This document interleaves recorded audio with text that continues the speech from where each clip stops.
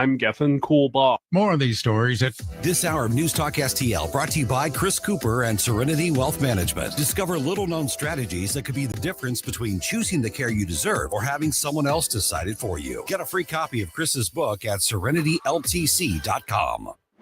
This is Larry Connor's commentary on News Talk STL. Warning, this commentary might trigger some of you. Those of you who are currently on are thinking of getting on a dating app. There's one app called Hinge. Now, it insists it's not just for casual hookups, you know what I mean, but for meaningful relationships. I guess it's the app version of asking, would you like to go get a cup of coffee, as opposed to, want to go to a bikini party? Hinge is still frightening to some, like so-called comedian Kathy Griffin. She said, I'd like to find an attorney, maybe a fireman, but then added, I'm not even sure I want to date. In fact, I have a lot of fear of men. The entire gender, they scare me. So, attention to those who are on Hinge. If you ever come across Kathy Griffin, remember, she's the one who held up what appeared to be a decapitated head of Donald Trump. Yeah, now you remember? Well, there is your warning. Of course, if she's going to be on an app, it'll probably be labeled unhinged. Get more Larry Connors on Larry Connors USA. Tonight at 6 on News Talk STL. I want to tell you more about Wellington Environmental's dustless blasting services. Wellington can blast paint, grease, graffiti, even stripes off parking lots. Truly amazing and powerful. But can Wellington blast something more sensitive? Yes, Wellington can use dry ice to blast soot and odors off smoke-damaged surfaces right after a fire. Currently, Wellington uses dry ice to clean mold off wood inside a home. Why? Well, dry ice immediately disappears, turns into a vapor. That means no mess to clean up, no damaged surfaces. You need to check with Wellington, always researching and practicing with new, better, faster, safer equipment and products for you. And it's very easy to schedule an estimator for your next project. Call Cindy, 314-644-4930, 644-4930. Be well with Wellington. News Talk STL. This hour of the Allman Report brought to you by STL Fenceworks, celebrating 50 years of industry-leading service for fence, deck, and leisure space solutions. Visit stlfenceworks.com.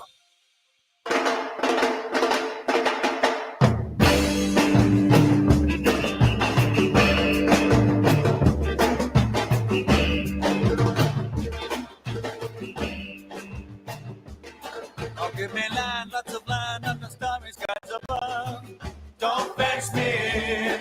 Let me ride through the wide open country that I love. Don't fence me in. Let me be by myself in the evening breeze. Listen to the murmur of the cottonwood trees. Well, good afternoon, everyone. This is the Allman Report on News Talk STL. Jamie Allman here, happy to be with you on this Wednesday. Ashton over there, going to be a very busy day. Going to call in air traffic control, but it's going to be a blast. I want to kick off things with the great Stephen Moore, Unleash Prosperity Hotline. Of course, a newsletter you can get for free coming to you every single morning. And also, of course, the host of More Money, which is right here on News Talk STL in the morning as well as the evening. So we get a double dose of this brilliance. And Stephen Moore, speaking of the Unleash Prosperity Hotline. So it was so interesting how all of these European leaders came in. It was a miraculous example of a true world leader of the free world in Donald Trump. And there's a couple of reasons perhaps why they did that. One of them, of course, wanting to get some face time with President Trump, also wanting peace. But you point out in the number one item on Unleash Prosperity Hotline that Europe is literally dying. What do you mean by that, and how could President Trump help? Well, this is it's a long story, so I'll give you the short version of it. But back in the 1960s and 1970s, there was a big the environmentalists made this big case about this. I don't know if you recall the population bomb, and that we were all, going to overpopulate the world, and we were going to then have a Malthusian run out of food and energy, and the world was going to go to hell if we didn't stop,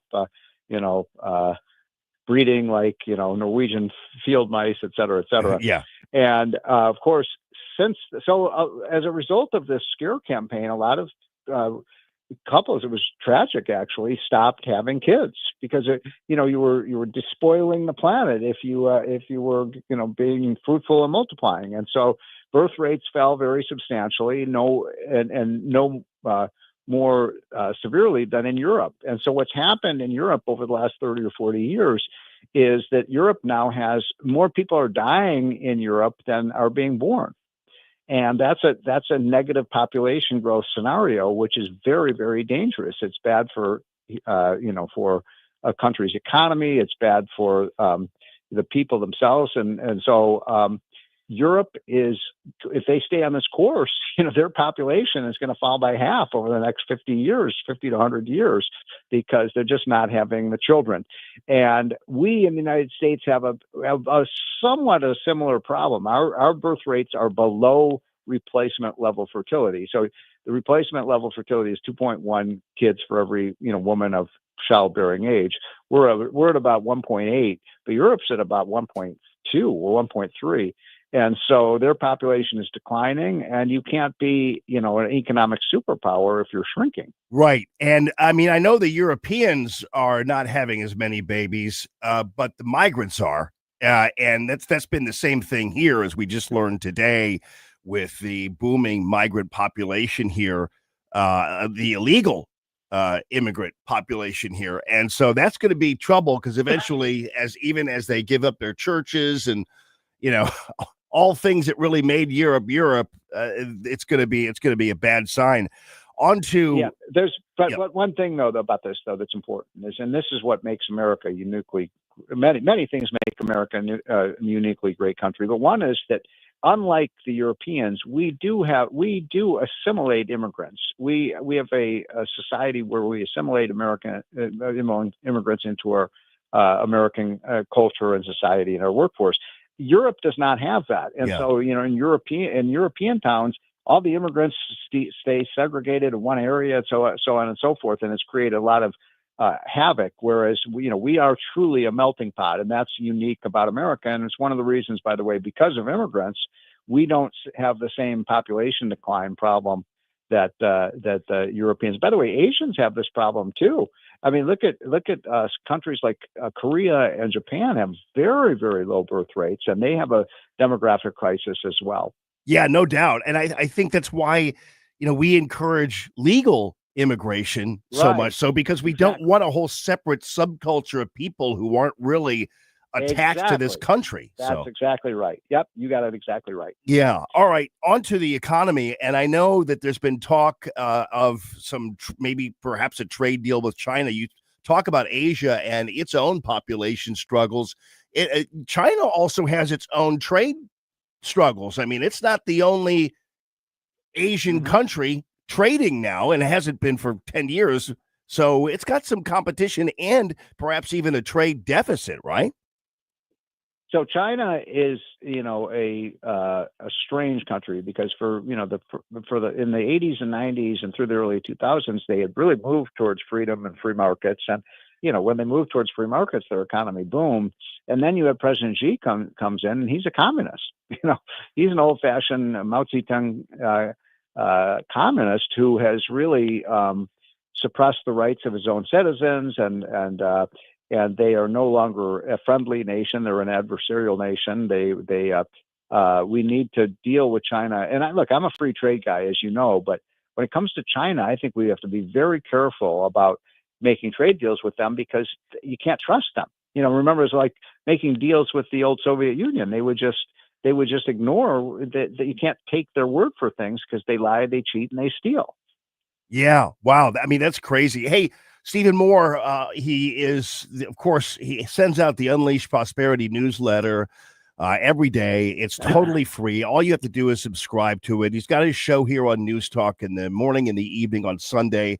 And more money. And I'll tell you one thing, over at hotair.com, I ran into a gem from you earlier in the week. And, of all the big things happening in the world and all of the, obviously, the consequential trade deals and peace deals and all this kind of stuff, one of probably the thing that is affecting many people mostly at this stage is the first week of school. And as you pointed out, more than 1 million kids are going to school, starting school, Yes, in going to a school that they were able to choose.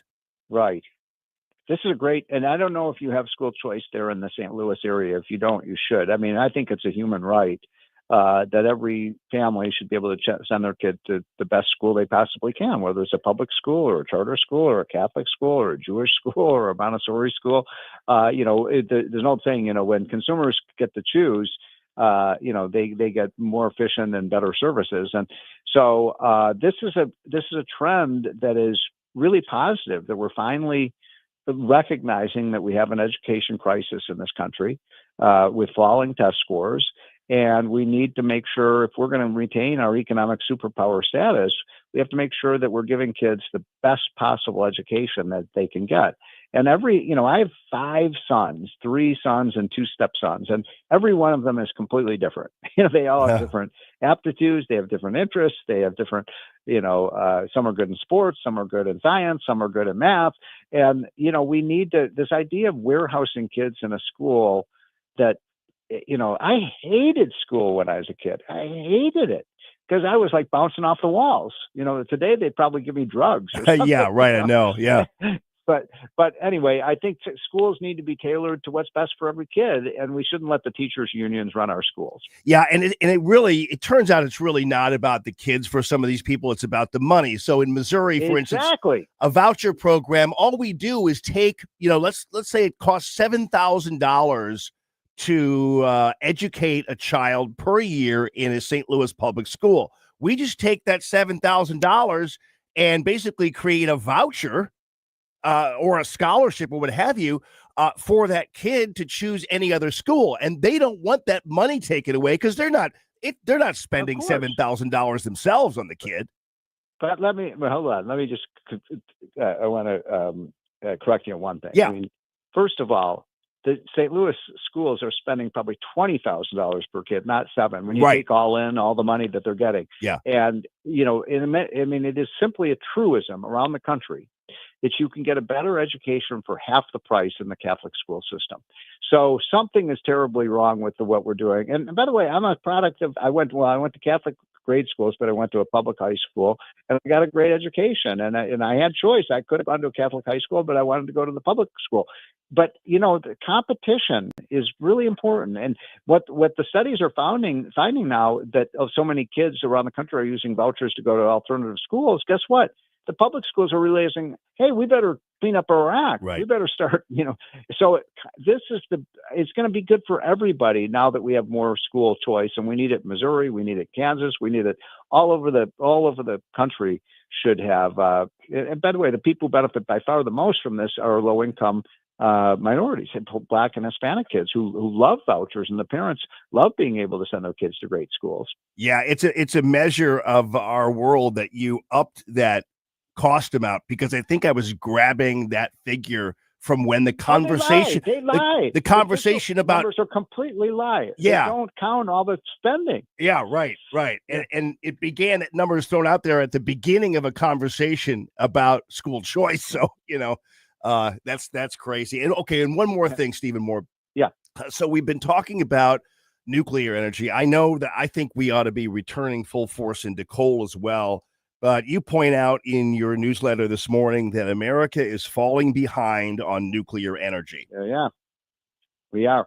So we need to be building more nuclear power plants. And I don't understand why the environmentalists and the greenhouse, the climate change fanatics are against nuclear power, because there's no greenhouse gases emitted from a nuclear plant. So if you care about the environment, if you want cheap and abundant energy, and by the way, I'm not saying we should only use nuclear. I'm saying we should have a full arsenal. We should use our oil, our gas, our coal, when appropriate, wind and solar. Wind and solar could probably provide 5 or 10% of our energy, and then nuclear could easily provide about 20%. And so and by the way, we now have these smaller nuclear reactors that are much less dangerous. And so let's do it. Why aren't we doing it in the United States? We should be building nuclear. Our energy demands, our demands for electricity over the next 10 years are expected to double to triple. Yeah, that's amazing. And I know that there's always this argument, even from some conservatives, they're saying, well, my concern is about the nuclear waste. It's like, well, all you have to do is kind of read about it, and you'll see that, first of all, these nuclear plants don't create nearly as much waste as other industrial operations anyway. And it's pretty easy to dispose of, and it's not something that's going to simply contaminate the earth.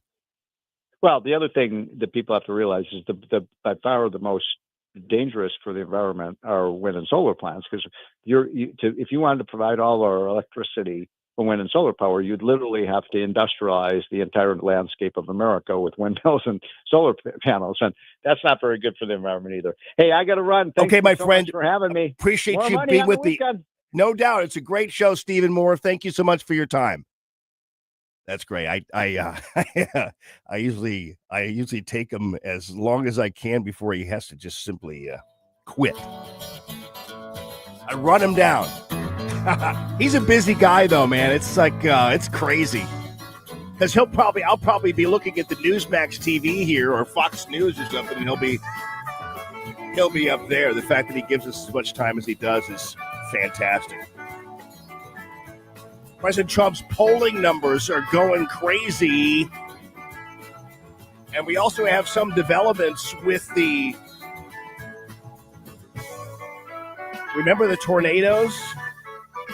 Yeah. One of the people tasked with protecting people is now gone. We'll follow up on that too. This is Common Sense Radio, the Allman Report on Newstalk STL. I really like all the things you're saying. News, analysis, opinion. Thank you very, very much. News Talk STL. Ladies and gentlemen, Gulf Shores Restaurant and Grill. Are you hungry?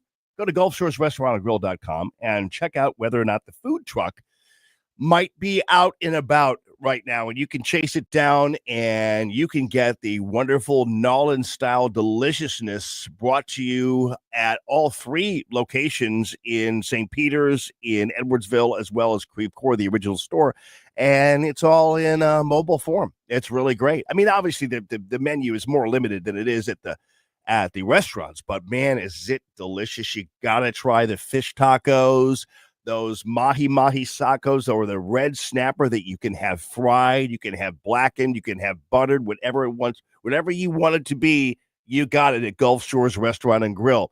Harry Parker, longtime friend, great guy, and I got to tell you, he and Erica are wonderful people, and they have great employees there, and everything that you're eating, and for that matter, even mostly drinking at Gulf Shores Restaurant and Grill, is steeped in Nolan's history. I'm talking about Nolan's family history with Harry Parker. So he brings all the recipes that he learned to make when he was a little kid and his mom and dad were doing it.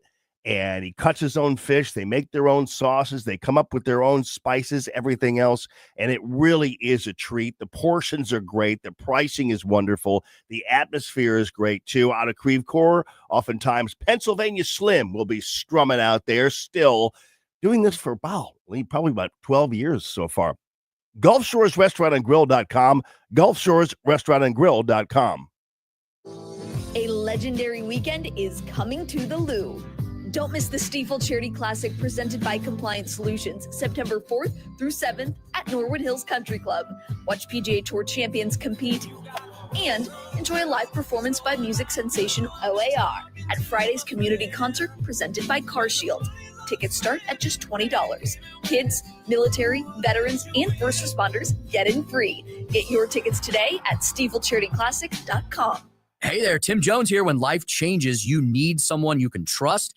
That's Todd Sivia. At Sivia Law, They're dedicated to helping you through all of life's transitions, specializing in estate planning and elder law. With 7 convenient locations in the area, expert guidance is always close by. Call 833-995-WILL, 833-995-WILL, or visit civialaw.com. Don't forget, first 10 people that tell them Tim Jones sent me get a free $300 strategy session. Civia Law, helping you protect what matters most. News Talk STL, the Hammond Institute for Free Enterprise, and the Young America's Foundation welcome Steve Forbes to Lindenwood University for an inspiring evening on how free enterprise and entrepreneurship make America great. Discover how free markets and small business drive innovation, prosperity, and opportunity. Thursday, September 18th at Lindenwood University Scheidegger Center for the Arts. And this in-person event is free. Reserve your tickets now at hammondinstitute.org. Brought to you by Mid-Rivers and West News Magazines. St. Louis's new choice for conservative talk. Thank you for the opportunity to let me vent here. Live and local. Way to be, guys. 1019 all the way. This is News Talk STL. I am home. This is from Matilda.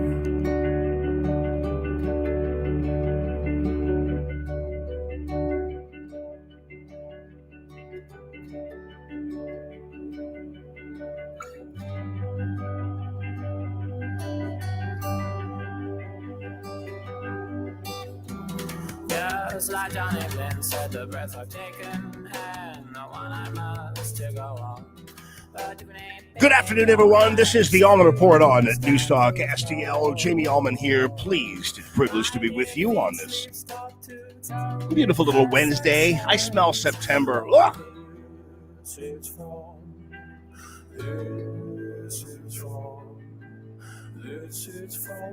Starting to get darker earlier.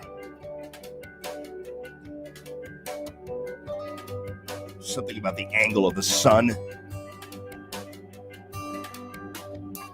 that it seems to indicate, kind of reminds me of being like the back to school time. And I love summer.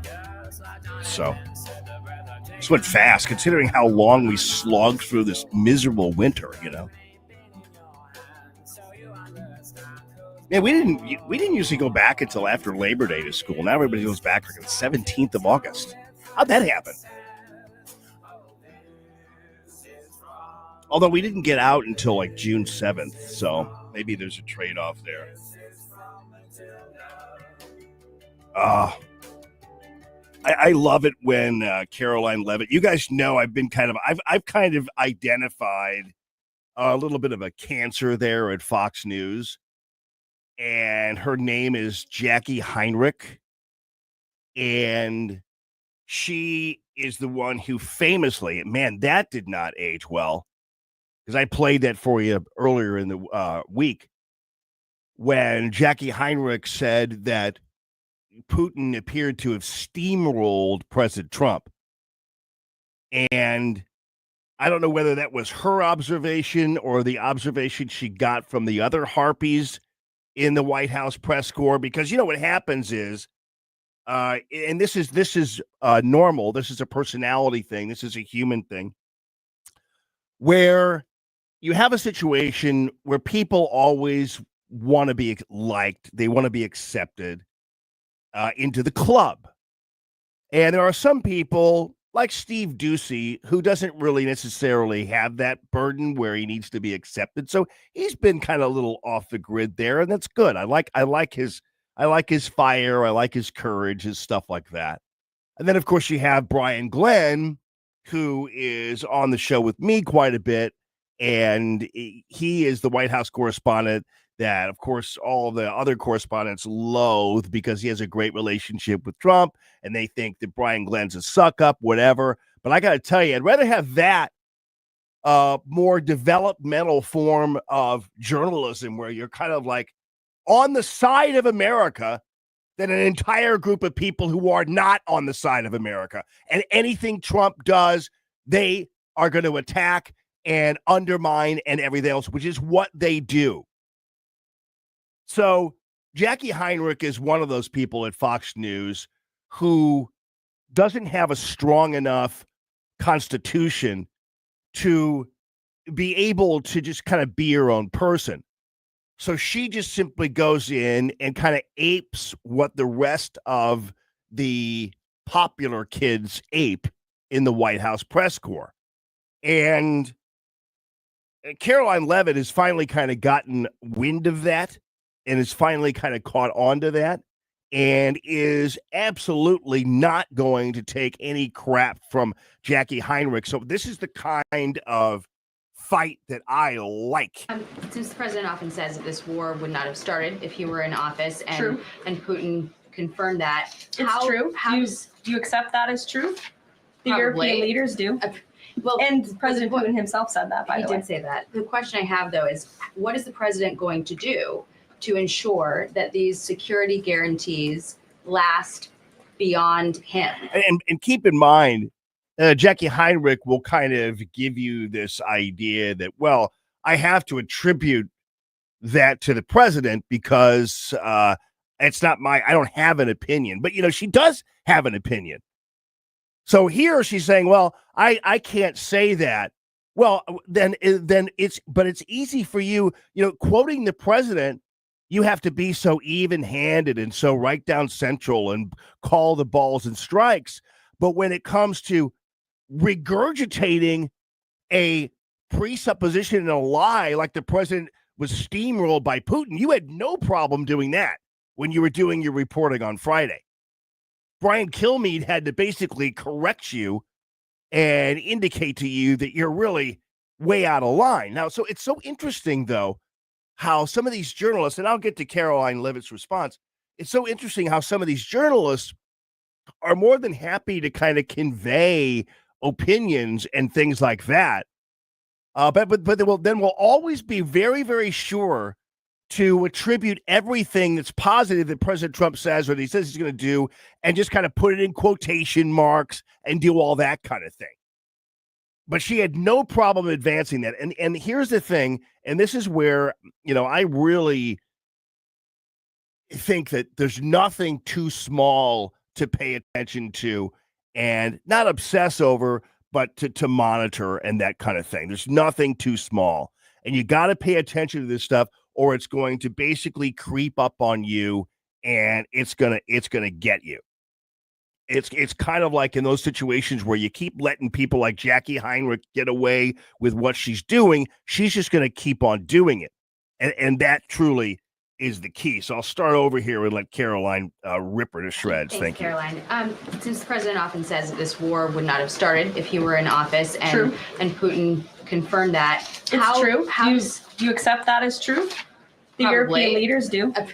And President Putin himself said that, by the way. He did say that. The question I have, though, is what is the president going to do to ensure that these security guarantees last beyond him into the time when he is no longer president? And does that have to involve Congress at all? Well, he understands the need for that, which he spoke to yesterday. And what's he going to do? It's why he's engaging in so many talks. And so, yeah, and it's also why this is another element of this that I think that we have to pay attention to for 2026. And I've told you, I think Jackie Heinrich's question now is actually not a bad one because we all have to wonder what's going to happen and how things are going to roll when Trump leaves office. And I guarantee you there has to be some kind of focus on making sure, because I'm telling you, we're having fun now. Everything's rolling. Everything's looking good. But I guarantee you there are a bunch of people sitting in the basement who are waiting for President Trump to leave office so they can pull their bull crap again, Republicans included. So either you fumigate the party of these people, you got to go in because the termites sometimes you can't see, but you can see their damage. So we have to go in and do a termite treatment, much like you would do a real termite treatment. And we got to get rid of these guys because we could see the damage they've already done, right? We saw what happened in the deep state. We saw the Republicans who cooperated with impeachment hearings and everything else. We saw Republicans who were not even fighting on behalf of President Trump over the Russia hoax. We saw Republicans who were all in on the Mueller report and all this kind of stuff. So they weren't there for him, and they weren't there for the country then. And on top of that, they love war. They're the reason why we were dumping billions of dollars into Ukraine and draining the treasury for Ukraine, because they are all prostitutes for the military industrial complex, and they're waiting for they don't want this. They don't want this. I'm going to ask you something, and let me know if you could let me know, where are the Republicans right now? Where's Lindsey Graham? You remember when things happened and something with President Trump happened, whatever. Remember, there wasn't ever a time where the Republicans didn't set up a bunch of microphones, and then there were like 15 of them standing there and talking or complaining about something or doing something or saying how they're going to make sure Trump doesn't go out, that kind of thing. But, oh my gosh, there's another special assistant to the president, and she's another Catwoman. Her name is Lindsay Halligan. Look her up, see more, get information, because she just came out of nowhere on my television, and I can't concentrate. Right, Ashlyn, wouldn't you agree? She's kind of beautiful. She looks like she'll take somebody out. Yeah, I could see the Catwoman thing. Yeah, she's just another one. She just came out of nowhere. She's a special assistant to the president. But anyway, normally these people would all have their news conferences, everything else. Where are they? Where is it? Where is their applause for President Trump? Why aren't they shouting to the mountaintops? Where are they? You don't see them, right? No, you don't. President Trump, this on Friday and on Monday, President Trump pulled off this formally impossible, but it wasn't as much impossible as just wasn't done by these people. President Trump is telling all these deep state individuals to hold his beer. And I'm telling you, until we fumigate it, it's not going to work. We're not going to be able to do this. And I guarantee you, is Congress going to cooperate with him in making these security arrangements last after he leaves office? Because that shouldn't be the case. So why isn't anybody from Congress stepping up? Why isn't Lindsey Graham or any of these other Republicans stepping in and saying, hey, by the way, great move, President Trump, there on Monday. If this happens, I guarantee you, we as a Republican Party will make sure that these security arrangements last until after you're out of office. You don't hear them saying that, do you? You don't hear one Republican saying that. We're going to maybe Tom Cotton or maybe somebody has said that and I missed him. But I'm talking about as a cacophonous group of people, as a power behind him. President Trump is doing this alone. He and his cabinet. Where is everybody? Where is the Republican Party? You need to ask yourself that, and then you need to ask yourself, if the Republicans who aren't talking and muscularly defending and supporting this deal, they need to be buried under the Capitol. That's what needs to happen. And I will tell you, I was reading something today, and I know that people, especially a lot of some of these conservatives out there, everything. Oh, come on, give it up! Don't talk about the election anymore. But I read a guy today, and I might have him on the air because we can articulate it that way, who said that we need to go back to the days of Abraham Lincoln, and it was the start of the Civil War. And I don't know whether it goes as far as habeas corpus, but Lincoln saw all these people, these secessionists and these people who were going to try to destroy this country and everything else. And he went out and he arrested them. And he held them as long as he wanted to. Now, that's not what I'm necessarily calling for. But what I am calling for is a move by President Trump.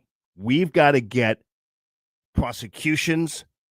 We have to have arrests of bad people who are responsible for abusing the intelligence tools and everything else, who were undermining the president and who were acting in a treasonous way. We need to arrest and prosecute them, and we need to have tribunals.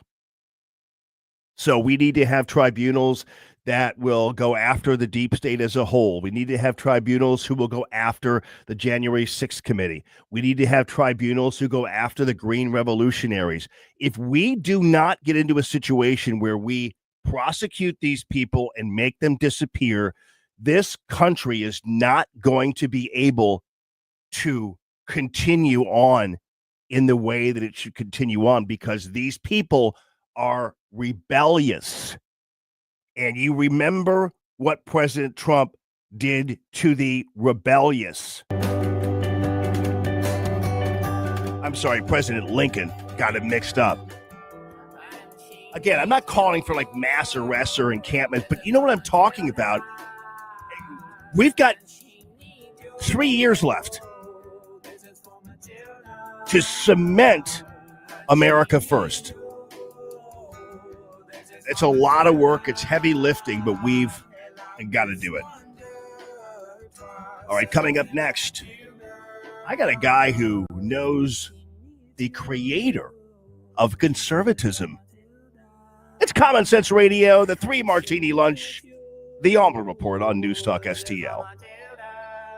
Made in St. Louis for St. Louis. It's News Talk STL.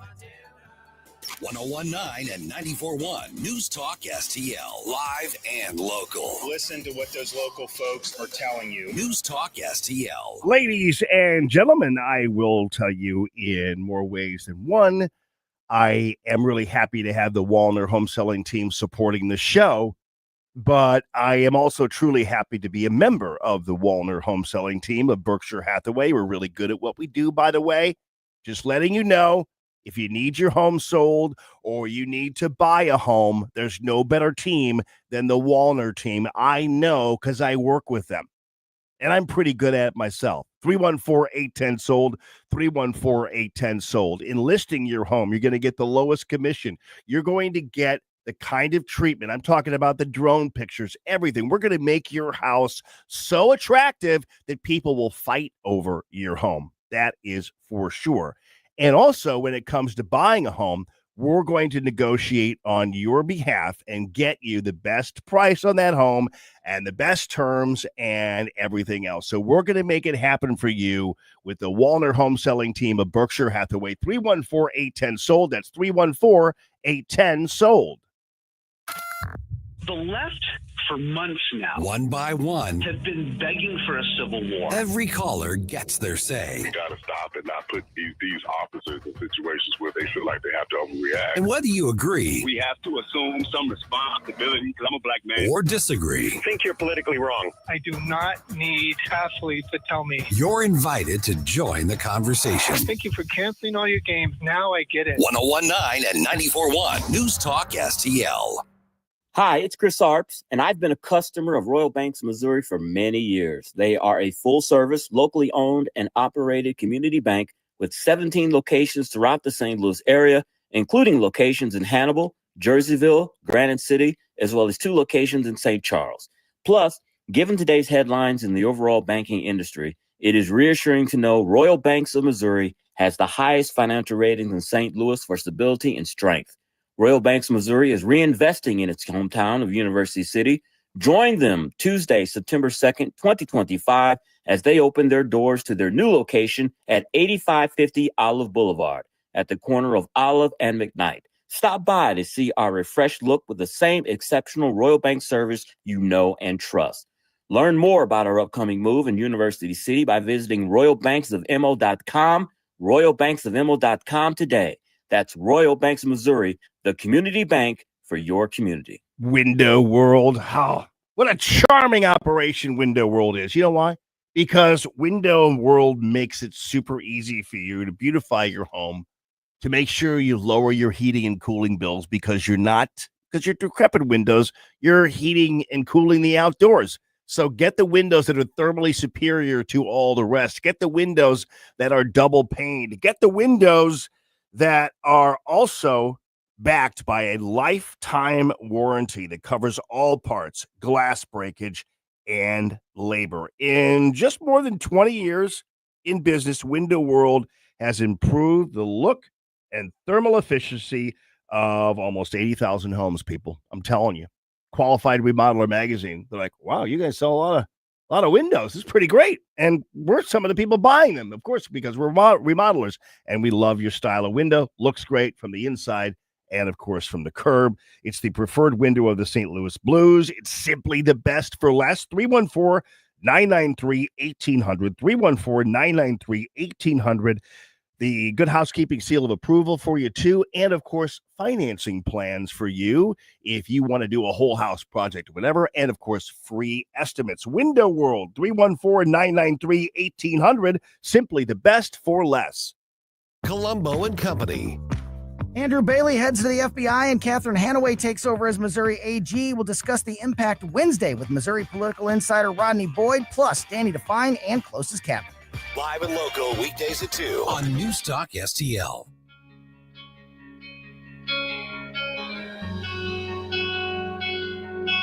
I could sleep.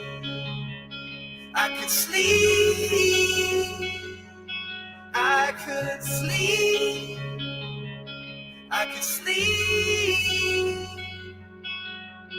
When I lived alone, is there a ghost in my Good afternoon, everyone. This is the Allman Report on News Talk STL.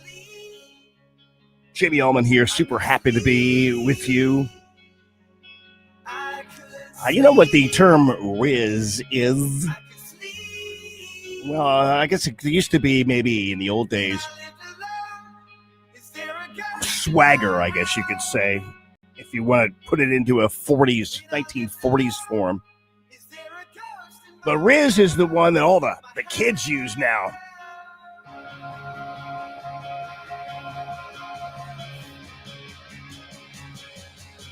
In the New York Post, as a guy named Daniel Flynn, a great author, who wrote about the power of Riz to make change. And the title was called The Riz Kid.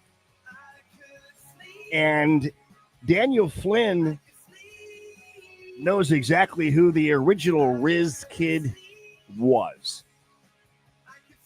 And he has a new book out, The Man Who Invented Conservatism. Daniel Flynn, welcome to the show. How you doing, my friend?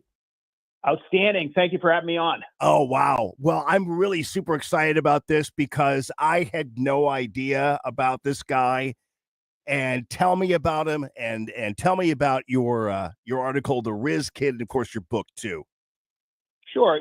Frank Meyer is the subject of my book. He, in the 1920s and 30s, he was a leading communist in Great Britain, came over to the United States, ultimately turned from his communist comrades in the longest, most expensive trial in U.S. history in 1949. And he slowly became a conservative, not just any conservative, but he was a guy who, he was a president of the Creation of National Review. He was a founder of the American Conservative Union. He was a founder of the Conservative Party of New York, of the Philadelphia Society. He was at the founding meeting of Young Americans for Freedom. So he had his fingerprints all over the skeletal structure of the burgeoning conservative movement. The funny thing about this is that when he was a communist, obviously he was singing a very different tune. And in England, he, at the same time, he is calling for the violent overthrow of the government of Great Britain. He is surreptitiously dating the prime minister's daughter. So I don't know of too many, Lenin or Che or Mao or any of these revolutionaries. I don't know that they were brash enough to be a revolutionary. At the same time, they're going and dating, he's dating Ramsay MacDonald's daughter, Sheila. I have a letter from her say, come to 10 Downing Street. My dad is gone. So wow, that's a pretty bold move. And so the point being is that Frank Meyer changed his mind, but you don't change your personality. And some people just have these attractive personalities. And I think that was the point of the article, that whether he, in England, he was sort of the Johnny Appleseed of the communist movement. In the United States, he played a very similar role for conservatives. He changed his mind. He didn't change his personality. wow. We're talking with Daniel Flynn. He is the author of a brand new book, which is launching. Will launch this week. It's called "The Man Who Invented Conservatism." And so I know, I know of a Archbishop Newman, a Bishop Newman over in England, and Bishop Newman was an Episcopal bishop who became a Catholic bishop. It was crazy. And I understood, though, how that happened. I can't possibly understand how somebody goes, and I guess this was a rather longer process, how somebody goes from being a communist to a conservative as we know it. Well, I think for Frank, cracks in the armor started happening when he tried to join the army during World War II. He'd, of course, recruited communists to go and fight in Spain during the Spanish Civil War. And here we were fighting Hitler. And he said, well, gee, I could do much more good fighting Hitler and serve the cause that way. And the communists said, no, stay here. We need you here. He thought that was strange. When they finally allowed him to go and fight, the people he was meeting, the men he was meeting in the squad bay, were very different from the proletariat that Marx had outlined. This is what he thought. This is what the working people would be like. This is a guy who led a very socially insulated life. Living in a high-hat hotel, growing up in New Jersey, going to private schools.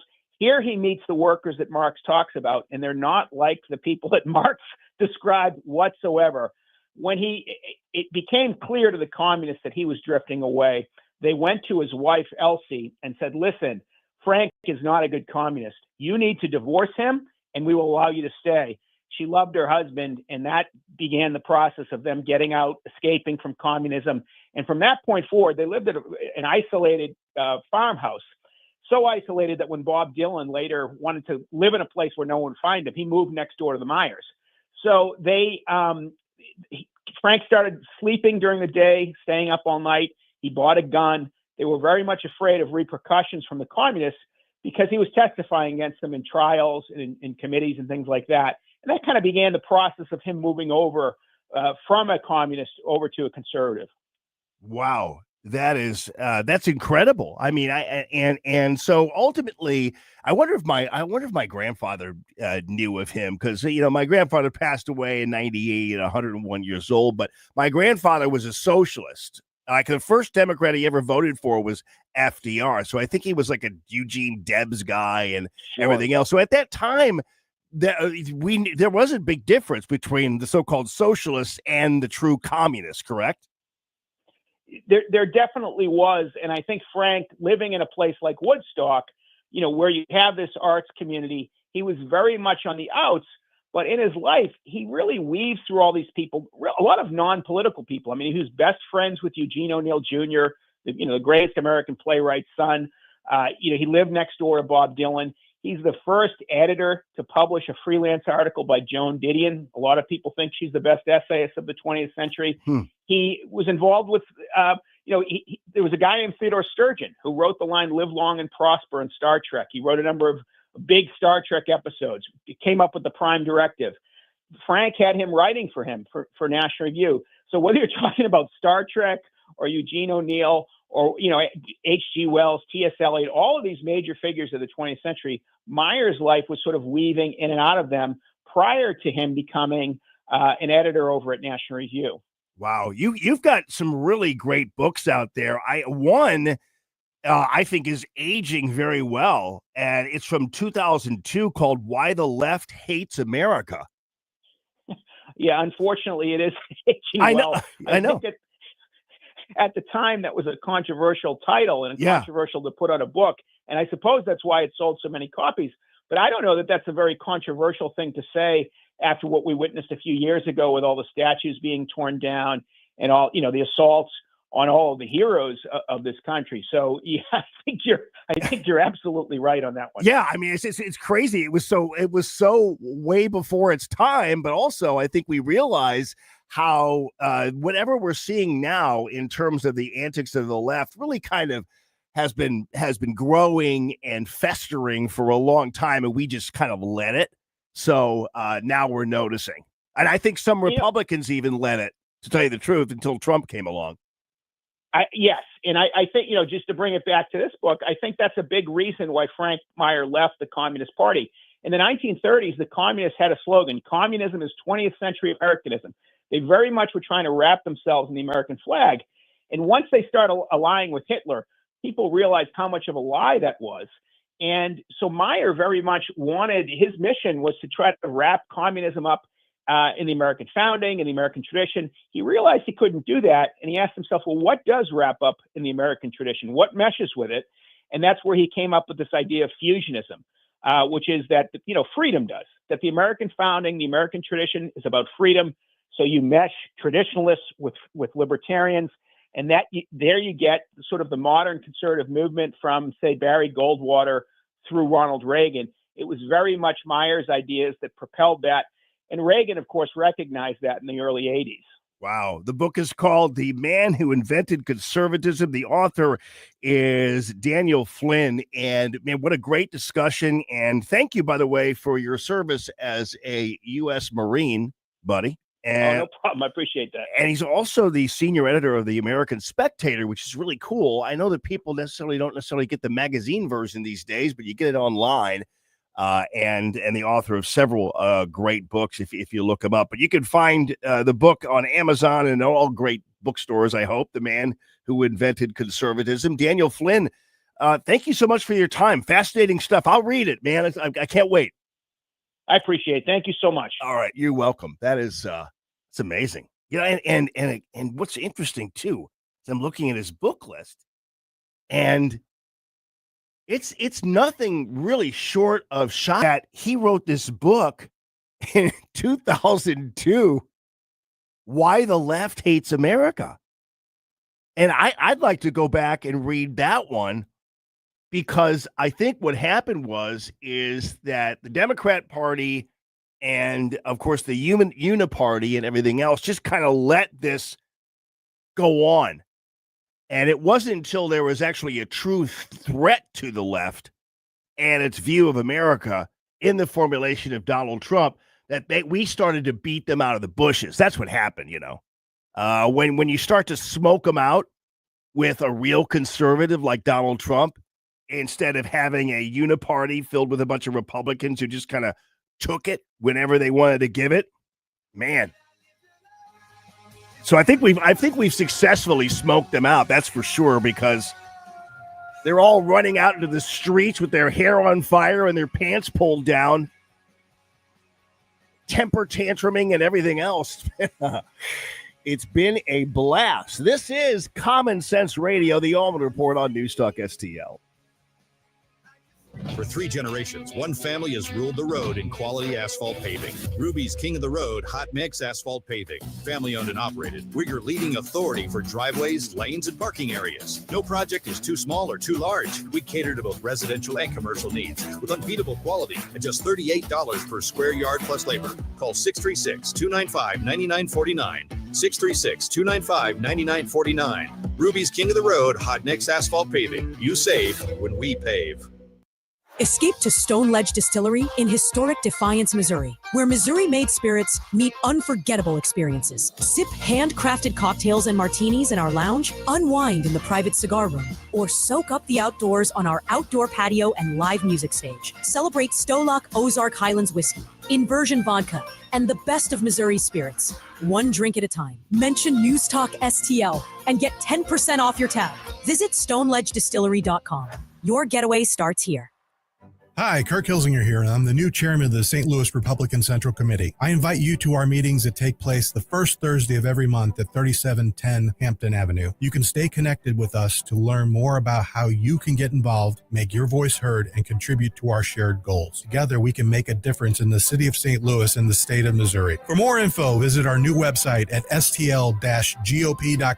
That's stl-gop.com.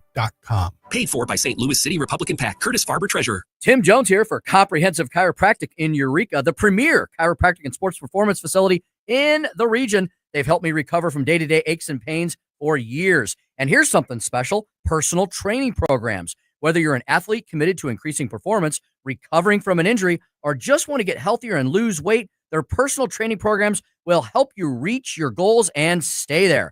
Comprehensive Chiropractic in Eureka, online at cchiropractic.com. That's cchiropractic.com. KLDY HD3 Clayton, K270BW Bellefontaine, KNVS Bowling Green. This is News Talk STL at 1019, 94.1, and always streaming at newstalkstl.com. Breaking news this hour from Town Hall. I'm John Scott. The highway probably will wash out at somewhere between Wednesday afternoon and Thursday morning, but aside from that, I believe for the most part, everything's going to be all right. A resident of the Outer Banks in North Carolina says he's not too worried about Hurricane Aaron and won't evacuate. The huge storm set to threaten large stretches of the U.S. East Coast, bringing storm surges, coastal flooding, and rip currents. And just exactly what is a rip current? About 100 people each year drown from rip currents along U.S. beaches, and they account for the most beach rescues. Hurricane Aaron is bringing these same potentially deadly rip currents. Rip currents don't pull you under. Instead, the narrow channels of water sweep a swimmer out to sea. Lifeguards say, don't panic, swim parallel to the shore until you can get out of the rip current. And of course, if the beach is closed or if there are warnings up, stay out of the water. I'm Julie Walker. The Texas Republican-led legislature expected to approve new congressional maps that add 5 new House seats that the GOP could win. That vote will take place shortly. President Trump has enjoyed a big bump in the polls following his sit-down last week with Vladimir Putin. Bob Agnew with a report. Insider Advantage says its polling indicates President Trump now enjoys 54% approval against a disapproval rating of just 44%. In fact, he enjoys an advantage across every age group except for the oldest respondents to the survey. It shows his approval increasing among African Americans and Hispanic Latinos. Approval with white voters is now at a near record of 64%. Bob Agnew reporting. On Wall Street, the Dow had 10 points, the NASDAQ Composite losing 189. More on these stories at townhall.com. Hi, it's Mike Gallagher. You work hard, you build wisely, your home has become one of your greatest assets. If you're staying put this summer, this might be the perfect time to put that equity to work. Whether it's funding a second home, helping your kids get their start, or simply creating more margin in your financial life, Mike and Brian at Fellowship Home Loans are the only ones I trust to guide you through it. They've done loans for my family. They tailor every loan to fit your goals. Fellowship is a direct lender and operates with your best interest in mind. If you're looking to access your equity through a refi or exploring a HELOC for some cash this summer for a second property, or maybe tackle those updates you've been putting off, start with people you trust, people I trust. Go to fellowshiphomeloans.com/Mike G, fellowshiphomeloans.com/Mike G, or call 800-510-MIKE, 800-510-6453, Fellowship Home Loans. Mortgage lending by the book. Nationwide Mortgage Bankers, DBA Fellowship Home Loans, Equal Housing Lender, NMLS number 819382. This hour of News Talk STL is brought to you by Rodney and Jen Wallner and the entire Wallner home selling team at Berkshire Hathaway. Call them today at 314-810-SOLD. 314-810-SOLD. From the Michaels Flooring Outlet Weather Center. Typical late August temperatures with a mix of clouds and sun out there this afternoon, and a high in the upper 80s, slightly lower humidity, so a more comfortable day. Pretty much the same story tomorrow. Could see an isolated evening shower here north of St. Louis tonight, but tomorrow, again, the highs in the upper 80s, partly cloudy skies and lower humidity, but below normal temperatures this weekend and into next week.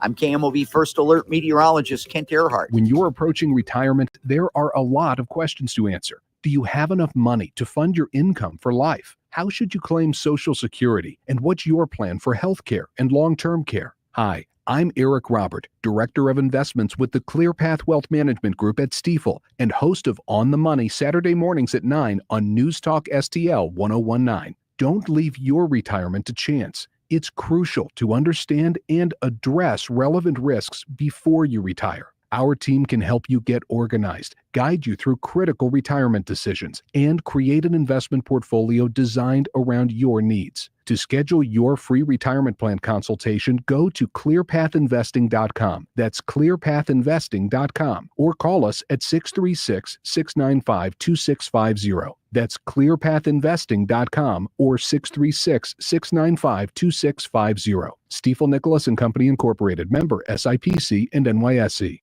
Ladies and gentlemen, let me tell you something about Clayton Sleep and the Clayton Sleep Institute, claytonsleep.com. Dr. Ogile, golly, he's so good at what he does. He's been my sleep guru for going on about 15 years now, even when I was doing some early morning radio.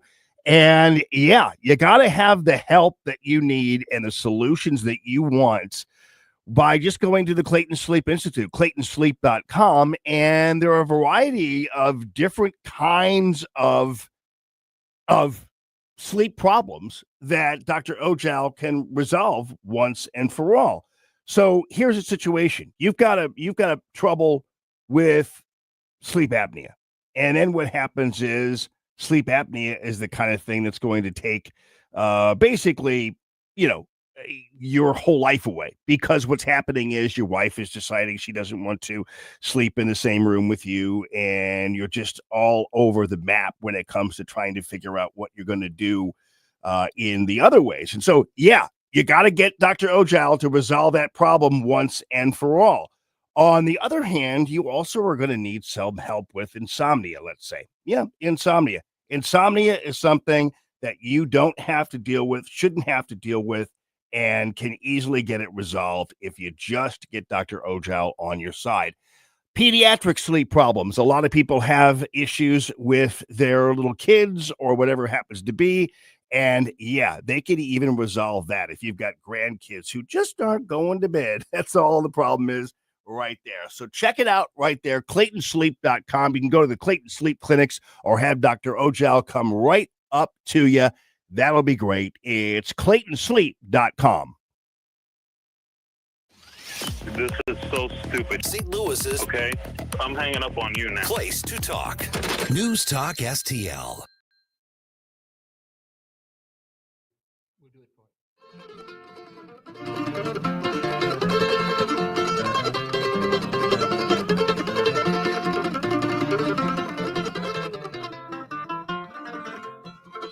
If I was on some foggy mountaintop, I'd sail away to the west. I'd sail all around this whole wide world to the girl I love the best. So I want to force Joy Reid to listen to Bill Monroe. Joy Reid famously, just over the last 24 hours, and you don't need to hear her necessarily, declared that white people haven't invented anything, and especially which is, of course, idiotic. But also, more than anything, they've stolen all music from black people. And she's a liar. Some of it's actually true. But this is Bill Monroe, and it's also Doc Watson, by the way. And Bill Monroe had what is called the High Lonesome Sound. And in fact, there's a documentary, it's a great one, called The High Lonesome Sound. And when you hear Bill Monroe singing in that high voice, that is what's called the High Lonesome Sound. And Bill Monroe learned the High Lonesome Sound from his grandmother. He didn't learn it from black people. These were all people in Appalachia were, for the most part, people who migrated here from Scotland and that kind of thing. And they made their own music. Bluegrass music is white people music. I don't care what Joy Reid has to say about it. And I will have to tell you, though, in some of my travels down to Florida, we'd always go through a little town called Georgiana. It's right at the Alabama and Florida state line. And we'd drive by there, and I'd see, come see Hank Williams' home, the home of Hank Williams, the home of Hank Williams. And we'd always bypass it. One day, I said, we're gonna stop in. We have to stop in and see this house. And of course, it was closed because I think they're open like 2 days a week or something. You can go in and see. But it was the home of Hank Williams. It's where he grew up. Georgiana was a predominantly black area. And actually, Hank Williams admitted that he first learned to sing by going to black churches and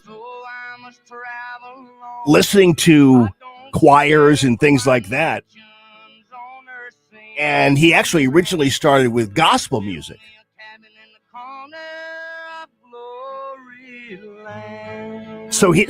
But Hank Williams actually has admitted, I really learned a lot from listening to black people sing and create music in Georgiana. So that happens. But the idea that, because it's different when we can explain it like that. But when a racist like Joy Reid explains it, she acts as if white people just stole stuff from brilliant black people. And that really wasn't true. I mean, people have talked about Elvis and that kind of thing, but who knows? I mean, some of the greatest jazz musicians were not only black, they were also white. And there's really no semblance of truth to the idea that white people stole music from black people. Hank Williams is the one who admitted, it's how I learned to sing. And Bill Monroe learned to sing by listening to his grandmother. And by the way, in Appalachia, the most of the musicians were women, and most of the singers were women. So there's your little music trivia for the day. Ladies and gentlemen, I am really so happy to welcome back producer Stel Ponticus, who is on his way to recovery, and you're wearing a boot, as I heard you tell Tony yesterday, or will be wearing a boot, correct? Yeah, that's true. Hopefully in the next few days. Yes. Oh, you got it, but you got to wear the boot because I one time crashed a motorcycle, basically broke my foot or whatever. They put me in a boot, but then I couldn't drive with it on, so I didn't wear it. So that didn't help. No, not much. No, it'll be on my left foot, so driving with my right foot will still be okay. Oh, I can good. still hit the gas. Yeah. That is perfect. Well, the sooner you hit the gas here, the better, man, because we can't wait to see you again. We're so happy that things have worked out, and I know you've constantly been in touch with me about the news of the day and everything else. I'm just happy to have you back on. But the latest you sent me was that Sarah Russell is out at the St. Louis SEMA as the St. Louis SEMA commissioner. So they finally basically got rid of her, correct? Yeah, that's correct. And I'll be honest with you, and you may have thought the same thing too. I thought she had already been let go, but I guess not. It didn't happen until today. Yeah, that's crazy. And we all know what happened with those. I'm just surprised actually that the fire department didn't receive more scrutiny because they had the backup button. I mean, it was bad enough that she wasn't there. She wasn't there, and her explanation was terrible as to why they weren't there, and nobody was able to manage that. But the backup button, because she called the fire department, they have a backup siren button, and that button was inoperable. It's almost as though they were handling this lackadaisically, as though, well, it's no big deal. Yeah, maybe we'll see if it works. Maybe it won't. We'll see if the sirens work. Maybe they won't. The whole escapade was totally bizarre. And sadly, we still have thousands of people that are dealing with the ramifications of what happened on that day. Yeah. And, again, you can't always say that a siren would solve everything. I don't know how many times I've heard a tornado siren and just kind of, well, man, that's for somebody else or whatever. Cause so you never know. And sometimes people don't even hear it, but nonetheless, I think it's really bad news. And the fact that they just didn't expect that, and didn't prepare for it. And that backup button at the fire department's not being operable still bothers me. So it's just crazy. I agree with you. And I'll give credit to Kara Spencer for at least trying to get a handle on the situation. She's not just tossing it away and saying, yeah, we'll move on from this.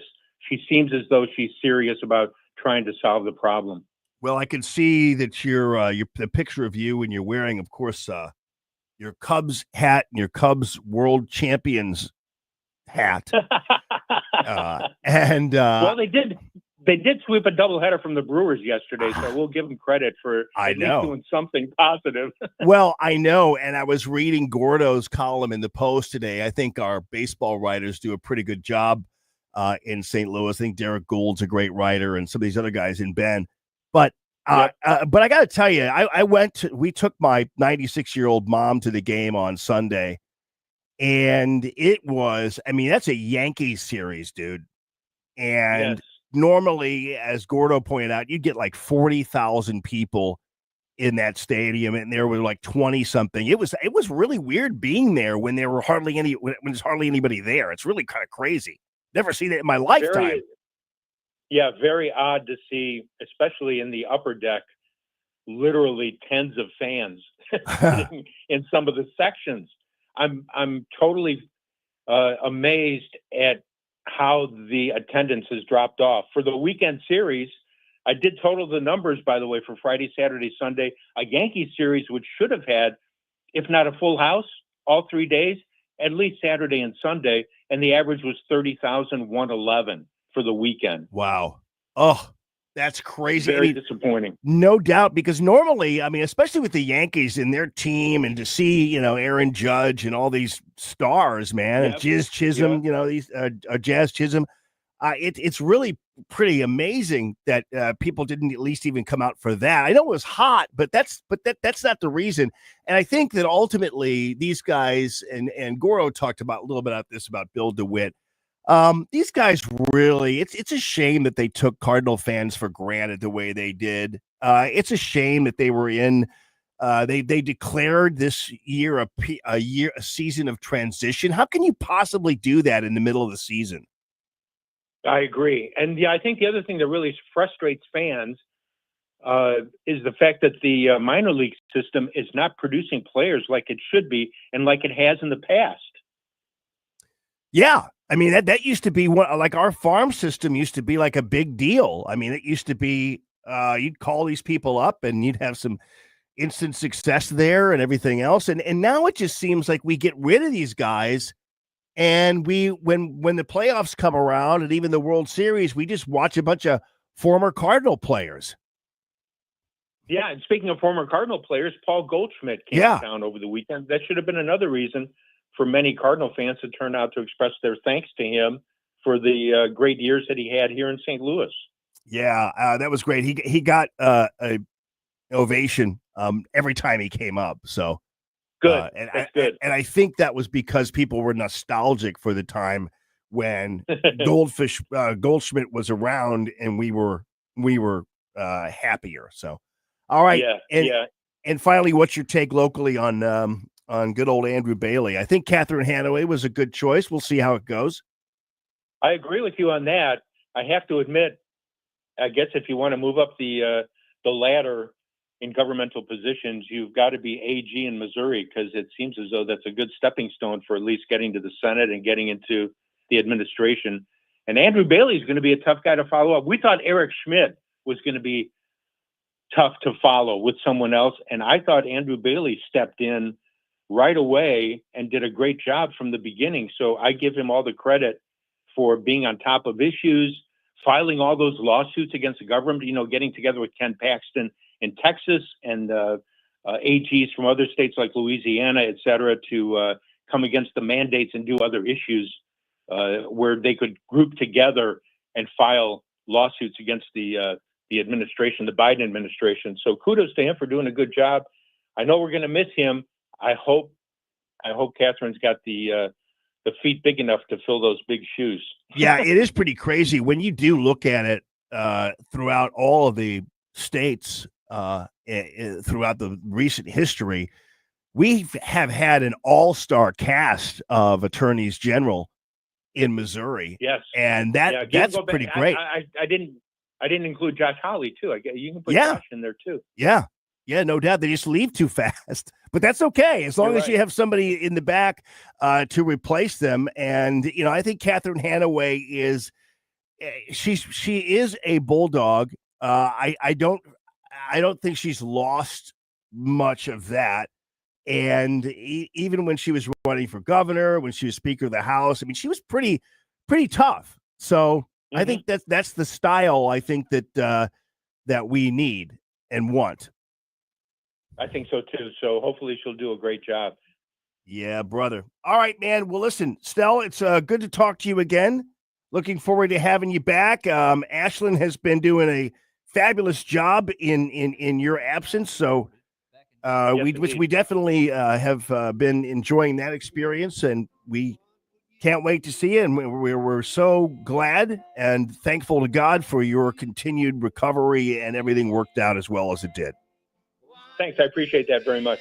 All right, my friend. I'll see you, man. This is Common Sense Radio. Check this out. So Elizabeth Kaiser of Straight Lines here at Newstalk STL decided she was going to go on vacation to South Carolina. And so did Hurricane Aaron. And so we'll talk to Elizabeth and get an update on what's really happening down there. And with her, this is the Allman Report on Newstalk STL. For podcasts, articles, and more, find us on newstalkstl.com. I think we should be able to have a civil conversation. The news and talk that matters to St. Louis. This conversation has completely made me crazy. This is complete insanity. News Talk STL. Yes, indeed, my friends. News Talk STL right there for you. And let me tell you something about Patriot HVAC. That's there for you, too. So here's the deal.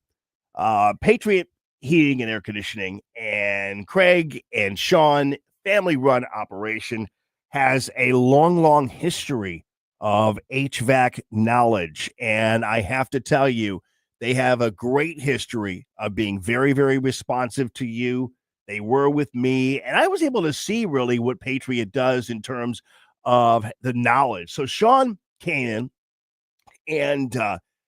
and he had his partner there with him, and they looked things over, and they were trying to kind of figure out why my downstairs air conditioner wasn't working, whatever. And they had to do a little digging because a couple of things, you get in there and you're like, boom, boom, boom. Those are counted out. So there's got to be something else. They looked at it. They found this little part, which is really very cool. And then found this little part, came back, and they had the part in the truck already.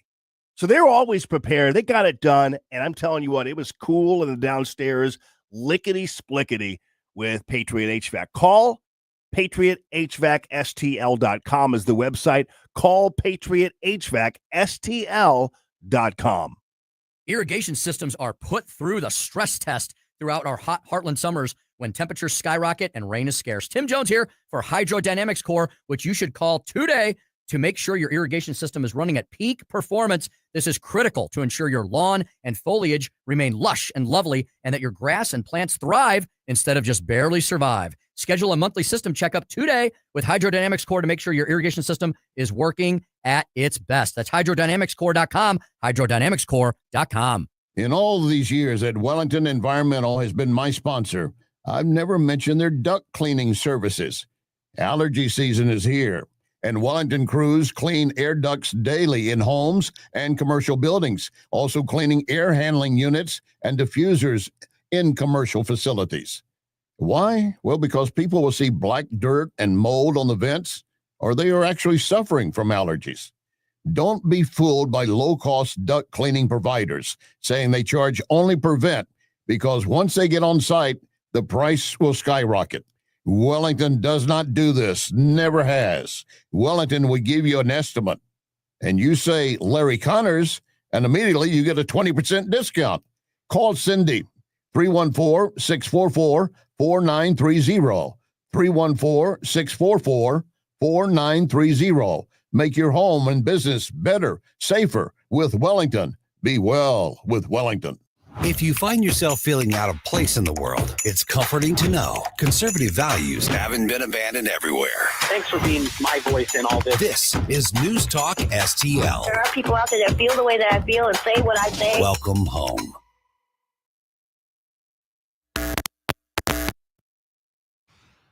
Are living under an occupation.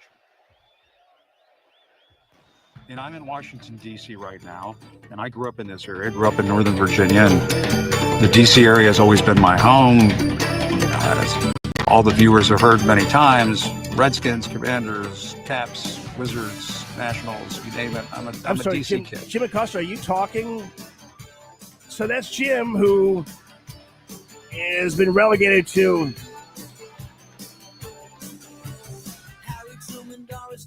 sitting in some kind of room in a house, just still bitching about things. This is about the DC occupation. Oh, Lordy.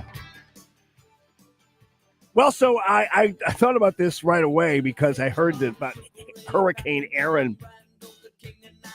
I saw all these evacuations of these beaches in South Carolina. And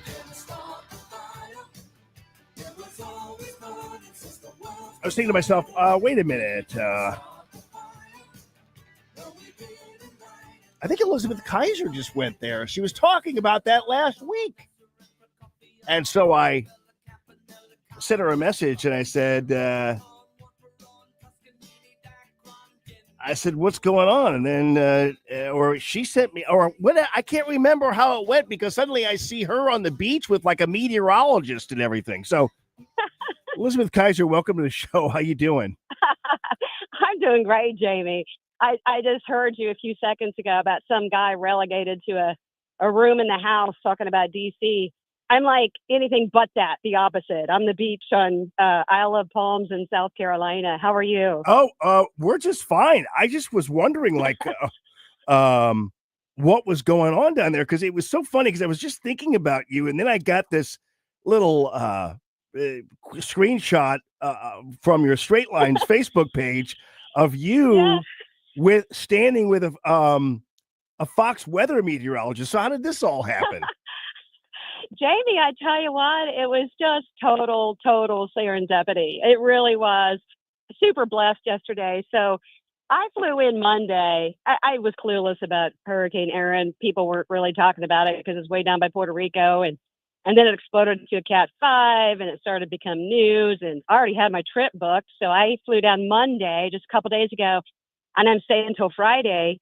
And, I was kind of secretly hoping some of the impact of the hurricane because I've always loved storms. So yesterday I'm doing my first jog on the beach and I'm coming back and it's about after an hour I'm jogging because I'm a beach jogger. Love the sweat, love the heat, all that. That's just something I've always loved.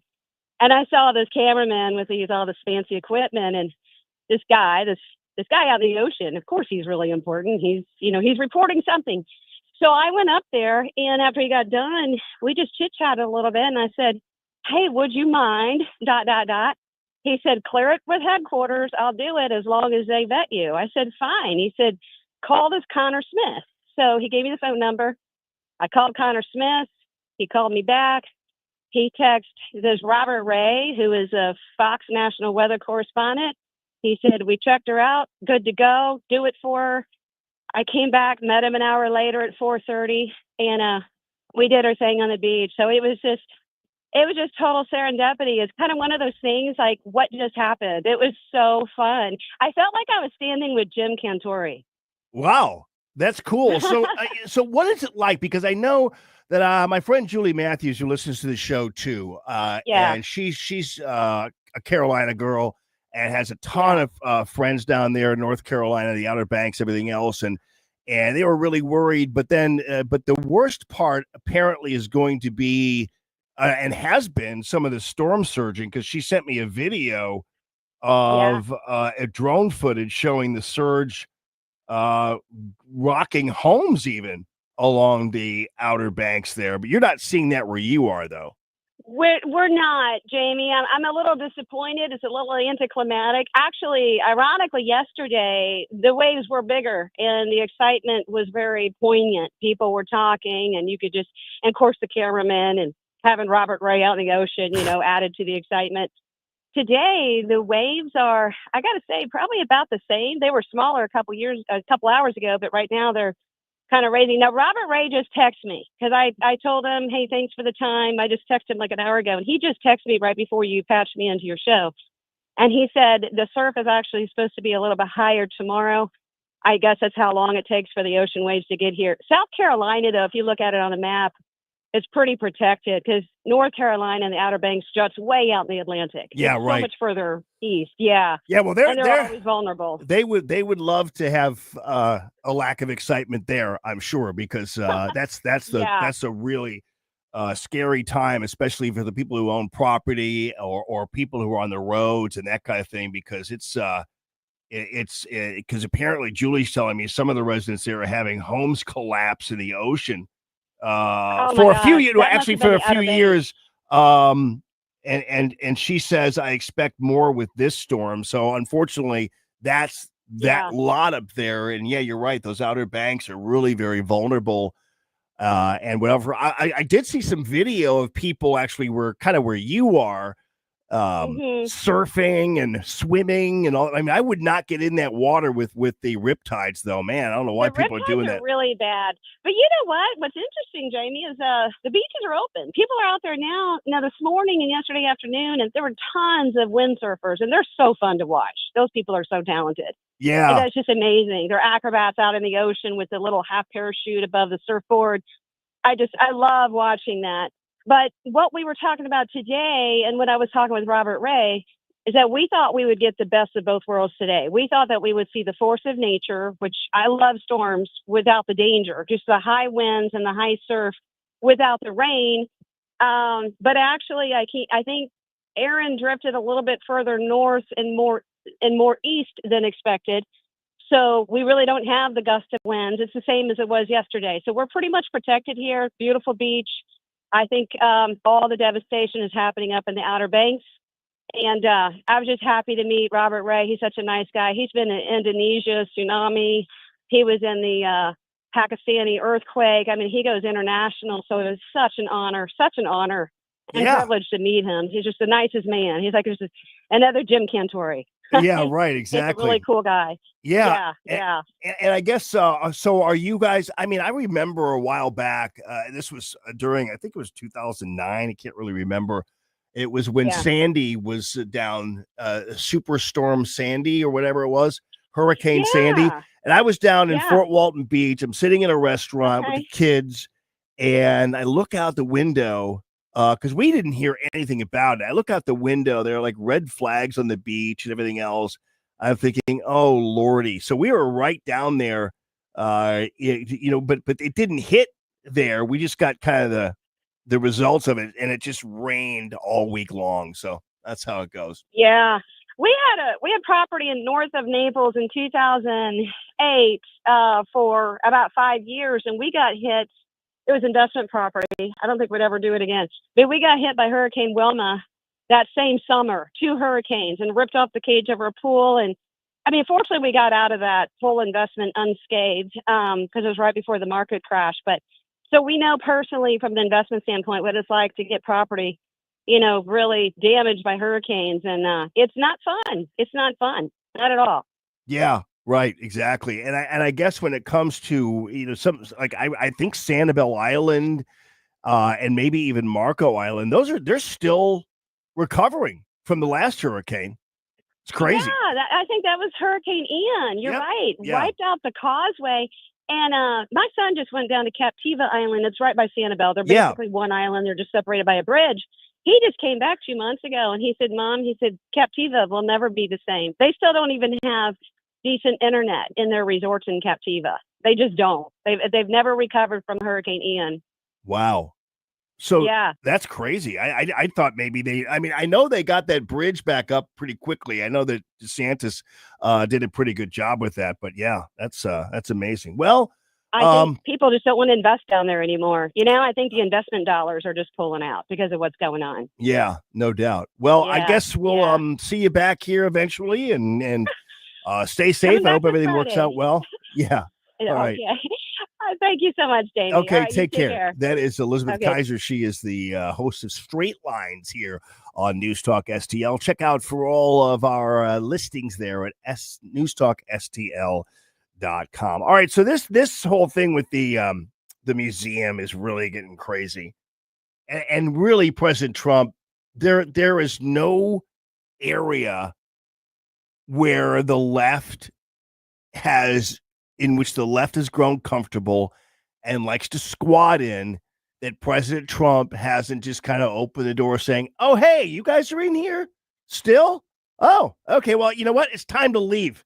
It's time to get out of here, because you have to understand that throughout, and this is why 2024 is so great. And this is why I said early on, the 2024 election was so great. This is why I said early on that these next 3 years, we have to be singularly focused on making sure we have shored up the America First agenda, have the America First Republicans there, and people who are still going to be in line with President Trump. Like I told you, the termites that have still been eating it away at the wood of the greatness of this country are still down there. We need to exterminate these individuals. And I'm not talking, okay, I don't need to explain that. We need to get rid of them. And so I gave you an example of how there hardly was any Republican celebration of what President Trump achieved Friday and Monday. None. I'm telling you what, I wouldn't want 80% of the Republicans in Washington, D.C. in my foxhole. They're such a bunch of cowards. And they will let people run roughshod over you and me and President Trump and beyond. And obviously, we know the exceptions. We know the Hawleys of the world and the Eric Schmidts of the world. But man, you can't even write a news release and celebrate what Trump has achieved. Like, just have one of your minions write it out for you and sign it or do whatever. But my goodness, not a peep. And it drives me crazy because it doesn't look good. It's just you, me, and President Trump, people.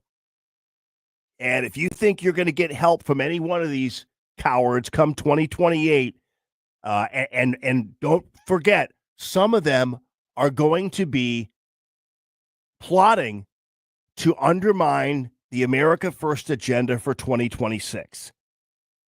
So I want to give you a couple of examples, because this is one that I got. There's a left-wing money laundering operation for the Democrat deep state, and that's I can't remember what it's called.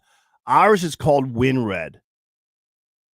I'm telling you, do not give any money to WinRed. Are you giving money to WinRed? Because if you're giving money to WinRed, they are going to be using that money to support deep state Republicans and beyond. Do not give money to WinRed. Even if WinRed is utilizing President Trump or anything else, do not give money to WinRed. WINRED. Make sure you know when you're being asked or solicited for funds. Make sure you know who's behind it and everything else. And if it says WinRed, you need to run in the other direction. WinRed is also a band of thieves. They stole money from me when I gave $100 to President Trump's campaign. And it wasn't until I realized months down the road when I checked my Amex, and I realized I should be doing that regularly whenever I get it. I just don't always do that. So it wasn't until months later I learned that once I gave $100 to WinRed that one time, they were taking $100 from me per month. And when I wanted my money back, not only did Amex not help me, and I don't blame them because I did sign it and was a recurring payment, but they didn't really tell you that. And then WinRed told Amex they would give me my money back. They never did. So don't give money to them. I know a lot of you do, but those two operations are raising money to undermine President Trump and to give to candidates that are not America First candidates. Do not give money to WinRed. I can't say it any more clearly. So, I'm going to follow up on this Smithsonian thing. It's really pretty amazing. It's more than just President Trump trolling. It's more than just him changing or wanting displays changed or whatever. It's bigger than that, and I love it. This is Common Sense Radio. Happy Wednesday, everybody. Free speech is alive and well in America. Thanks for taking my call. Right here. You know what's going on? Have a great awakening. You see through the smoke screen. It's cool to be woke. News Talk STL. Until it's not. News, analysis, opinion. STL Bath and Renovation. Rob Very, thank you, my brother, for being such a strong supporter of the show. And I love being such a strong supporter of your great business, STLBR.com. Whether it's man-made cultured stone or natural stone, Rob and his team are giving you low maintenance and grout-free options for your next bathroom project. And you know what that means, right? That means, ladies and gents, that you're not going to have to clean. And that also means, and believe me, there aren't too many people who always make it a habit of cleaning the grout. And that's another problem, because what happens is you're like, oh, I'll clean the grout next week. I'm not going to do it right now. I got to go to the soccer game, whatever. And the reality is then it gets dirty and then it stains and then it's just ruined. And so don't even do the grout. It's not that attractive anyway. I will tell you that cultured stone, natural stone that's grout free, it really looks fabulous and smart. So St. Louis Bath and Renovation, well, your one-stop shop for full-service bathroom renovations. They do the job from start to finish, so that means you're not going to come in Monday, rip everything apart, and then say, well, we'll be back Friday. Not going to happen. So you might need your bathroom gutted, totally remodeled. That's great too. But if you just need it repainted, Rob and his team will be there for you as well. STLBR.com. That's STLBR.com. Great patio season to enjoy any of the Cafe Napoli locations. How about the Napoli Brothers Pizza and Pasta in Chesterfield? Enjoying coal-fired pizza, nothing else like it. Napoli Brothers Pizza and Pasta in Chesterfield. A few doors down, Lit Cigar Lounge, where you can enjoy premium cigars and whiskeys. Check the Lit Cigar Lounge Facebook for details, plus gift cards for friends. I'll see you at Lit Cigar Lounge in Chesterfield. What I like best about my CASA volunteer is that he listens to me and knows me. My CASA volunteer helped me get visits with my Nana. Other kids should definitely have a CASA volunteer so that their voices will also be heard. Thousands of children in foster care do not have court-appointed special advocates. All it takes is a couple hours a week to make an impact. Learn how you can help at mocasa.org. We're serious about volunteering. Are you? Paid for by the Missouri CASA Association. Ladies and gentlemen, the Gemini Wealth Group, I'm really excited to have Jeff Portman in the studio with me tomorrow, who even may be able to answer any of your questions about retirement or about some of the intricacies of that. So Jeff Portman at the Gemini Wealth Group, they really totally understand and know about the critical mistakes that people make that can derail retirement plans and really make some real big problems for you down the line. Inadequate contributions, lack of planning, short-term thinking, poor diversification, all that kind of stuff is really going to be rough on you. So don't let these common things kind of get in your way. Let Jeff and the Gemini Wealth Group help you out. You can call Jeff directly at 314-888-0123, 314-888-0123, or go to thegeminiwealthgroup.com. And some of those things I just mentioned, if you are hearing some of those for the first time and you are already retired, then you need to kind of double back a little bit and get some help, because you want to make sure you're living 20, 30 years past your retirement. So you want to make sure those years are truly golden years for you. And the Gemini Wealth Group will help you do that. TheGeminiWealthGroup.com. On the next Larry Connors USA. With Andrew Bailey going to the FBI, are we going to see a shakeup involving Bongino Patel? Larry Connors USA. Now weeknights 6 until 8 on News Talk STL.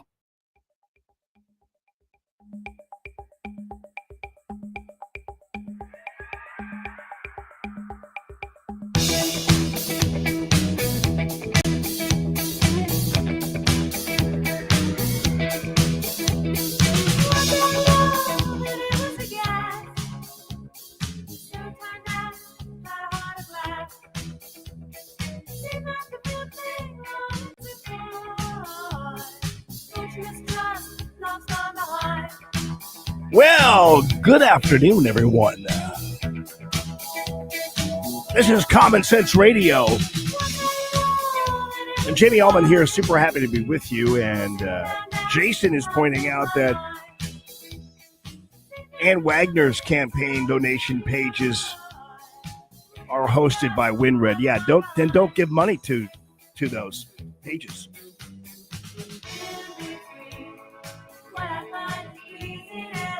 Because I don't know what the intricacies are with it, and I'd have to ask Ann specifically about that and see what's going on there. But I wouldn't. I'm telling you, do not give money to WinRed. I mean, that's it. That's all I'm telling you. Don't do it. Don't do it. Got some really interesting insight into the real reason, or some of the real reasons why Paramount went ahead and settled that lawsuit with President Trump. And it's really very interesting. I've been reading up about the fact that it wasn't just because Sherry Redstone was, kind of needing to go before Trump's FCC and everything else to make the sale that she wanted to do with Paramount. She was some business deal or whatever that would have to be approved by the FCC. It wasn't just because of that. It was because ultimately they kind of got the knowledge and realized that this interview that was chopped up and edited and faked and everything else is not the only interview that may have been chopped up and faked and everything else. And the Paramount lawyers knew what quite possibly was going to be on the way. And that's called discovery. And so in discovery, you can ask for all kinds of things: emails, unedited tape. You can also get unedited interviews, everything else. And what happens is when you file suit, or even before you do, you'll send a letter to the target of your suit.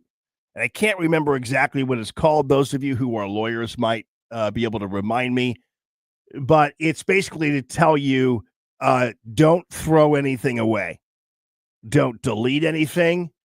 Don't erase anything. This is you on notice that everything currently in your possession better ass stay there. So they knew there was discovery coming, and they also knew that there were some things that the lawyers for Trump might want to look at too. And one of them would be, for instance, the world famous now Scott Pelley interview with Joe Biden. And insiders are now saying that the reality was that Joe Biden had to be prodded to answer, that in some cases he was drowsy and totally and completely out of it, and that 60 Minutes glossed over that, faked it, and basically tried to hide the fact that Biden was a mess. And once that's discovered, and once that comes over, CBS News just would begin to collapse. And then at that point, if you didn't settle the lawsuit, the value of your properties starts to rapidly deplete right before your eyes through the discovery process. And so Sherry Redstone figured, well, by the time, this trial's over or whatever, we're spending all this money, everything else. But if we let this thing go any further, the reputation of CBS could go down into the dump even further if you don't stop it now. And I've got this thing to sell, and I don't want it to look any worse than it does already. And so I gotta get this done so they don't find anything else out that'll damage the property I'm trying to sell and whatever else. And so that was a big deal. So it might have had everything to do, and in fact, a lot to do with the fact that they did not want the lawyers for Trump to have access to a lot of the material surrounding the Biden interview, because that would have been basically deadly for CBS. So there you go. That's interesting information. I want to go back to this museum thing for a second. So this is what President Trump is doing, and I'm glad he's doing it. He is invading every little cave, every little hole, every little room in the haunted house that is being inhabited by the left. Nothing is too small or hidden away for him to take a flashlight and kind of look into it. And invariably what he finds whenever he takes his flashlight and looks into the holes in the caves and under the bridge is he finds a bunch of lefties hiding in there,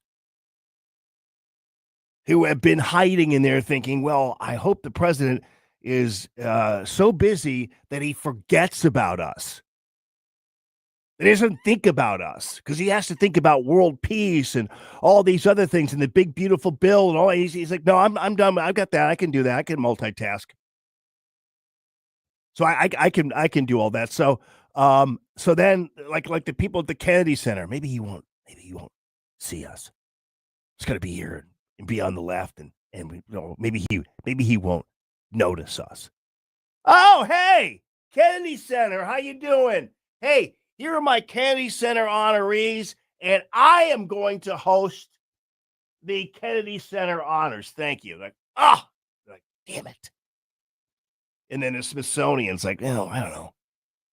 He's not going to pay attention to museums or anything, because then we'll compare him to Mussolini and everything else, and a Nazi and a terrorist and everything else. So we could keep up our bull crap here about slavery and how terrible the nation is. And so while he's making America great again, we'll keep running it into the ground at the Smithsonian. Yeah, that's a good idea. Hey, Smithsonian, how you doing? Donald Trump. Hey, I noticed some of your displays are basically mocking America and making America horrible again instead of great again. You know what I'm going to do? I'm going to conduct a review of all your displays, and then if I have to, I'm going to change the displays to reflect the America that I envision and all the people who voted for me. So get ready. Yeah, but they're going to call you Mussolini. I don't care about being called Mussolini either, by the way. And that's it. So this is happening everywhere. The trade deals and all this kind of stuff. You get all these countries like, hey, he's not going to do that. You know why? Because there are a bunch of conservatives like on Fox News and everything else who will call him a liberal. He doesn't want that. Hey, how about a tariff on this, and this? It's like, oh, we didn't expect that. So it doesn't matter what they do. President Trump is always kind of flinging open doors and windows. Rise and shine, everybody. Time to wake up. Yeah. Mm-hmm. Because I forgot to even make another analogy, like the left, just like all snuggled up, in their bed, figure they're gonna pretend like they're sick and not have to go to school and everything else. And in walks Daddy into the bedroom, 7 o'clock in the morning. Open up the windows, rise and shine. It's a beautiful day. Get your asses to school. See, that's how it works. But yeah, they did go after and that's I can't wait till more comes. I can't wait till there's more. There's probably going to be more. You probably have 10 other examples already that I didn't even address yet. I mean, it's just absolutely crazy. And it's even changing the way other people are operating outwardly. You saw that with American Eagle. Would never have done that ad for the jeans under any other administration. So as much as he's flinging open the little holes and exposing all these people, he's also then simultaneously freeing people to go ahead and make a run for it. And that's what you're seeing a lot of these businesses doing when they're just being who they need to be and who they want to be, and they're making a run for it. Yep. These people are very angry. I'd be remiss if I did not lean on his mind as well as the scholar that he is. Oh yeah. Michael Eric Dyson. Let's lean on his mind, she says. But why are we back here with a conversation from the President of the United States wanting to eliminate the history of slavery? Well, first of all, that's not happening. He's not going to try to eliminate the history of slavery and all that other nonsense. As Professor Naftali just indicated here, the reality is that museums are bulwarks against collective amnesia. The purpose of a museum is to remind us through independent curatorial impulse, through research, through libraries. It's funny how they all love history now. Because for a while there, they were tearing it down. The 1619 Project, they were creating their own history. They were tearing down statues that had no intention of celebrating anything, but to educate people about who these people were and everything else. But back in the day, they tore them down. They tore statues down in the public square, and now they're acting like they love history and museums and museum pieces and everything else. They're big history buffs now, apparently. And they want to preserve history and preserve the story, unless, of course, it's white people and statues of white people. Then they want to tear it down. So we kind of get the drift here. So these people are easy to figure out. That's because when you're stupid, you're very obvious. Oh, Ashlyn, thank you so much.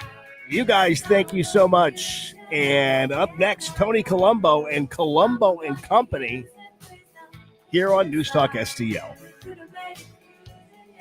Would you like to win a full season of mosquito and tick protection? Tim Jones here, the new Mosquito Nix team in St. Louis, celebrating their launch with a bite-free backyard sweepstakes. One lucky family will get their entire yard protected. 10 others will get a free fogging treatment just for entering. Call 636-698-1980 now to enter. 636-698-1980. Keep your yard safe and your summer itch-free. Service area restrictions do apply. Mosquito Nix, offers permanent, automatic mosquito and tick protection. It's not just fogging, it's real coverage you don't have to think about. They've already helped over 40,000 families nationwide take back their yards with their automatic mosquito control system. Visit mosquitonix.com to learn more. That's mosquitonix.com, 636-698-1980 to enter the backyard sweepstakes. Keep your yard safe, your summer bite free, 636-698-1980.